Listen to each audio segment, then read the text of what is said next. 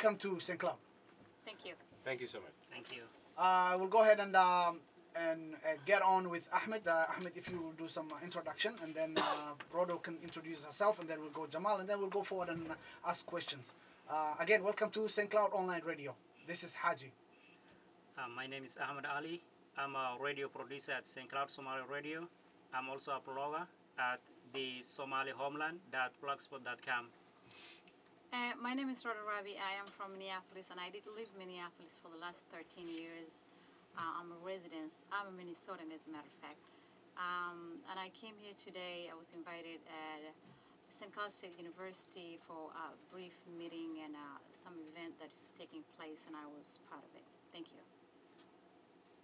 Okay, my name is Jamal Hassan. I'm from Minneapolis as well. I'm here. I'm a community activist, and I'm here on behalf of Jubaland Diaspora Association, which is going to have a meeting today here at the St. Cloud State University. I have a master's degree in business administration. I am the current executive director of Hope Transportation in Minneapolis.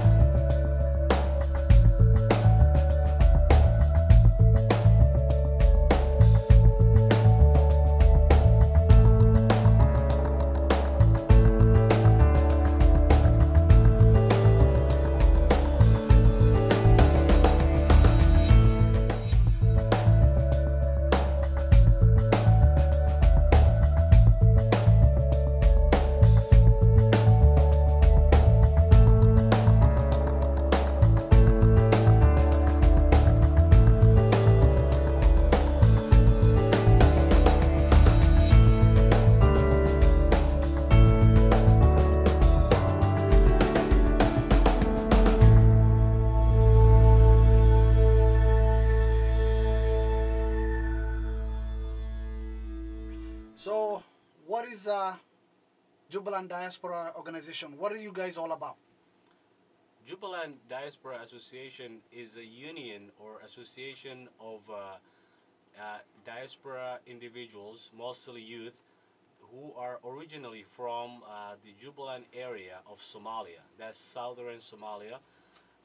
These youth are energized youth that have seen the problems of Somalia, that have been watching and listening to the problems in Somalia for the last 22 years. And they finally decided to do something about it, to come together and create an association that will advocate for these people to get better life. Do you have anything to add, Rodo? I'm one of the Jubaland Diaspora Association too as well. We are a whole bunch of us, including women, and that's why I fit in. And we're here today to speak about who we are, what we stand for. And I'm part of it, and I'm an activist, and so that's why I'm here today. Basically, you're saying you do care about women and children issues.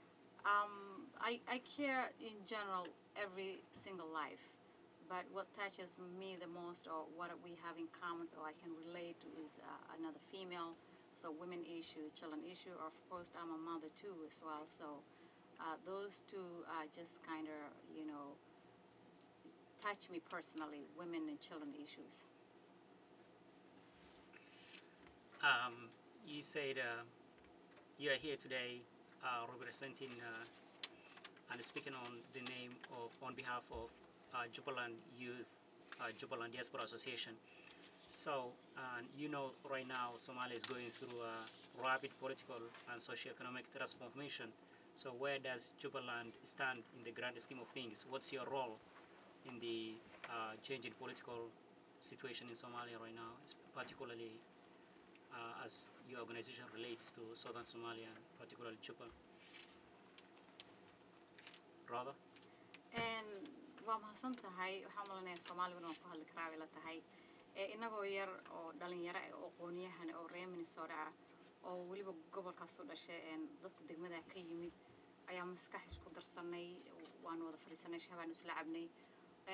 Waxaa maskaxdayda ku dhalatay sidaan wax ugu qaban lahayn meesha aanu ka nimid Jubaland dadkeeda, hooyooyinka meeshaas ku dhibaataysan, dumarka iyo cayaalka iyo everybody in general oo meeshaas joogo deegaankaas u dhashay sidaan wax ugu qaban lahayn maadaama aqoonyahan aan nahay oo diaspora aan ku noolnahay maxaan u qaban karnaa haddii lobbying siyaasado tahay haddii ay noqoto issues research issue oo kale hadday noqoto intaan isku nimaanay baanu ka fikirnay marka anigii iyo Jamaal iyo Cabduli iyo dhalinyaro badan ee ka tahay Aamina Saalax kamida ayaa fariisanay oo macnaha fikradaas wanaagsan isku darsanay marka arrintan yar baa ka dhalatay oo Jubaland Diaspora Association. Jamal, if I look back your question specifically at this time Somalia, if you look back in the last 20 years there was a transitional government, and this was the first time that Somalia was out of that transitional government, and now the government is not called transitional government anymore, it's the Somali federal government. So that shows you that things are going fast, and when things are going fast, what is going to happen is the people that are the weak people, the people that have no representation, people that have no bigger voice in the government are going to be left behind. And if you look at southern Somalia, especially the three Juba area, and you will see that most of the war was happening in there, most of the death and most of the starvation, everything was happening mostly in southern Somalia. And nobody cared about these people because they didn't have no voice. So where we're gonna fit this time is we wanna create a voice for these people. I consider them as a voiceless. We want to create voice overseas, especially in the United States, and also connect everybody together. And we're not only for specific Somalis. If you look at the history of the three Juba, it is the most diverse area of Somalia. Every single tribe you can name lives there. But then there may be a few of some tribe, and there may be more of other tribe. But our understanding is to have a peace, and without a transgression, we need to have a peace for everybody in the Jubaland, and that's where we're going to fit in Somali political right now. Go ahead, Ahmed. Jamal, waxaa sheegtay Juba inay tahay meel diverse ama dad Soomaali dad fara badan oo kala duwan ay degan yihiin ama dad meel walba ka yimaaday. Ma isdhihi kartaa arrintaa waxay sabab u noqotay dadka meesha deganaa ayaa dad soo dhaweynta ku wanaagsan oo furfuran oo maxaa la dhihi jiray dhan marti ha ahaato iyo dhan ganacsi ama fursadaha dalka gobolka yaal u furfuray dadka kale oo dibadaha ka yimaada meelaha ka gobolada kale ka yimaaday ma isdhihi kartaa taasi caqabad ma ku noqotay 20 sano la soo dhaafay horumarka gobolka mise waxay noqotay arrin oo kabeeso haddeer maadaama laga baxayo transitionkii oo dawlad gab oo adag maxaa la dhihi jiray ku meel gaar ahaan ee dalka ka jirto isbedelkaas sidee u aragtaa inuu u caawin kara ama dhibaato ugu geysan kara dadka gobolka degan and wama santahay horta gobolka Jubbooyinka marka fiirisid waa run waxa degan dad fara badan laakiin waa meesha kaliya marka fiirisid Soomaaliya wabigii baa mara wabigii Juba waxa mara badii baa marta beerihii baa ku yaala waa dhul qani ah marka taas waxay keentay in ay dadku soo degaan oo dadku yimaadaan dadka degan gaar ahaan Jubbooyinkana waxay ahaayeen dad soo dhaweyntan ku fiican sidoo uu sheegay oo dadka aad u soo dhaweeya taas marka waxay khasabtay in loo arko gobolkii inuu yahay no man's land cidina inaan lahayn amal oo qof walba intuu yimaado uu dago qof Soomaaliya meel buu deegi karaa uu ku noolaan karaa laakiin marka meel tagto oo aad meel degtid waa ina ilaalisid nabadgelyada waa ina ilaalisid dhaqanka waa ina ilaalisid wax kasta oo dadkaas ay leeyihiin hadaa fiirisid 20 sano hadda la soo dhaafay waxa arkaysaa geedihii ku yaalay gobolka especially Jubbada hoose oo Kismaayo caasimad u tahay in laga dhigay dhul ever ah oo geedihii oo dhan dhuxul loo bedelay oo la dhoofiyay marka qofkaas oo kale lama dhigi karo gobolku ama daniisu ka shaqeynaya ama gobolku degan waa qof raba in gobolka uu burburiyo marka dadkaas soo dhaweyntii caqabad bay ku noqotay haddana still Soomaali way u furan tahay oo qof walba iman kara laakiin dadkaas dawladdu waa inay u aragto hadda iyo siyaasiyiin Soomaaliya in dad dhulka ay dadku degan yihiin ay danahooda ka tashadaan oo danahooda ay ka tashadaan si ay maamul ku ay waafaqsan sharciga federaalka ee dawladda inay sameystaan qof walbana uu ku noolaan karo qof walbana ay soo dhaweeyaan. Does your organization conflict with the new federal constitution of Somalia?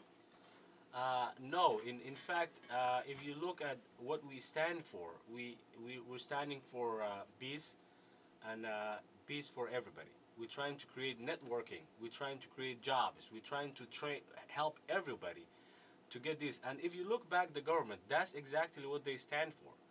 They have to unite all Somalis. They have to work for every single Somali, and they have to help every region, every 2 or 3 regions that wants to have a self-autonomy or have a state.